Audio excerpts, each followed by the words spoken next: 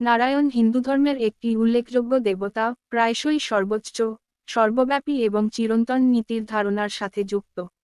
নারায়ণ নামের অর্থ সকল জীবের আশ্রয় বা সকলের আশ্রয়। হিন্দু ঐতিহ্যে নারায়ণকে সাধারণত বিষ্ণুর সাথে চিহ্নিত করা হয়, প্যান্থিয়নের অন্যতম প্রধান দেবতা, যিনি মহাবিশ্বের রক্ষক এবং সংরক্ষণকারী হিসাবে বিবেচিত হন। বিষ্ণু বা নারায়ণকে রাম ও কৃষ্ণের মতো তার অবতার সহ বিভিন্ন রূপে চিত্রিত করা হয়েছে। এই অবতারগুলিতে বিষ্ণু মহাজাগতিক শৃঙ্খলা এবং ধার্মিকতা বজায় রাখতে গুরুত্বপূর্ণ ভূমিকা পালন করে। নারায়ণের ধারণাটি মহাবিশ্বের সৃষ্টি, টিকিয়ে রাখা এবং শেষ পর্যন্ত দ্রবীভূত করার ক্ষেত্রেও তার ভূমিকার উপর জোর দেয়, যা তাকে মহাজাগতিক সৃষ্টি ও ধ্বংসের চক্রের কেন্দ্রবিন্দুতে পরিণত করে।